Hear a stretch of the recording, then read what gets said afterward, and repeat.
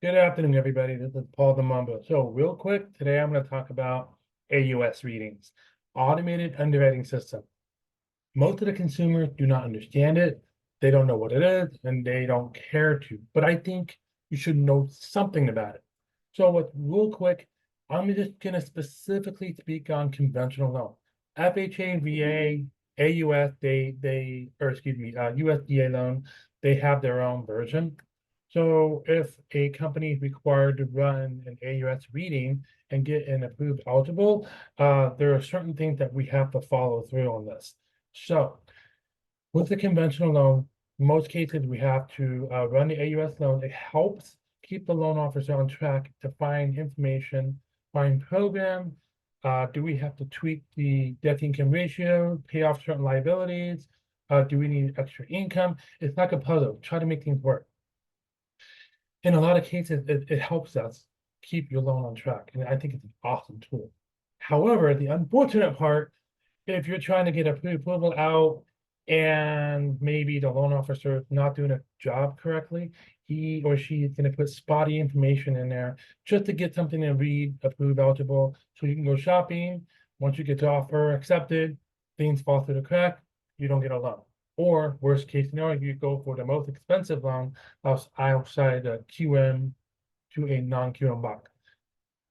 It's really important to trust the lending institution, and it's really important to trust that loan officer. If you don't trust either, if you don't trust both, steer away, go someplace else. It's important to interview and trust the people that touching your paperwork. Pre-qualification means nothing. They pull credit, they rely on whatever income you're going to verbally state, whatever you're going to verbally state, how much money you have in the bank. Pre-approval, it's going to rely on not only a credit pull, but all of your documentation or majority of your documentation. So the magic numbers, matches. Okay, that's the key word. I'm just going to show you just a peekaboo of this, what this document looks like. Share your screen. Okay, so DU underwriting finding, that's based on Fannie Mae. So Freddie Mac LP underwriting finding was more for Freddie Mac. So I'm going to show you a sample. This was a closed loan that I did a year ago. It's approved eligible, but I marked out the name, social security, and all that good stuff for privacy reasons. I'm just going to show you the first page.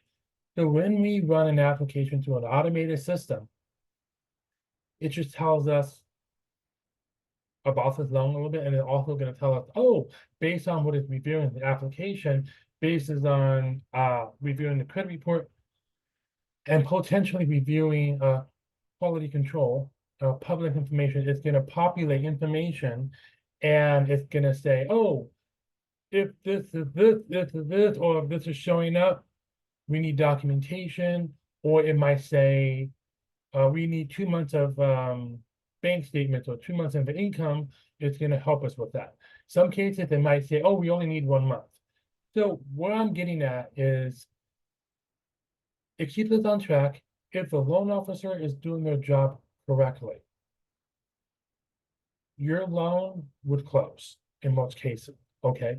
If the loan officer, he or she, is not correctly doing their job, this could very easily fall apart in the middle of escrow. The underwriter might find things like, hey, this is not a correct number that you punched in, I gotta change it.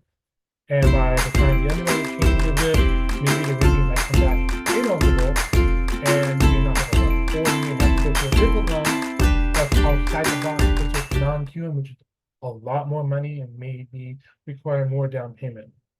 So back to this, keep in mind, this is super important that you trust the lending institution, that you trust the loan officer.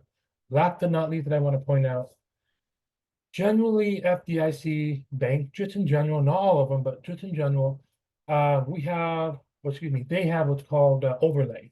So I'm going to use an example, maybe a few years ago, some of the big banks, you know, instead of a 580 or 600 or 620 FICO score, they plug in an overlay and say, no, we want a $700 or 700 FICO score.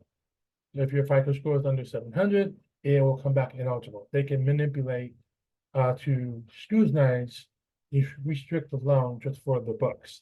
Why? the lending institution wants to make sure that based on conventional loan, that these loans are sellable to the secondary market, following Fannie and Freddie rules. So if something happens to the loan, that they get coverage for it. The other thing I want to point out is this 25 years ago, maybe 25 plus years ago, was not really used. It wasn't really common back then because everything was done manually. Now that computers come into place, loan companies want to streamline things more and get more loans into place. Now, what you want to be careful, like I said, trust the lending institution, trust the loan officer to take your information and plug it into the system correctly to give you a proper number. Maybe it can help us give you a maximum loan amount, maximum purchase price, so you can go shopping. Some cases you would have to reduce the loan amount just to qualify. Yeah, if you want any more detail, feel free to reach out to me. Have a good day, everybody.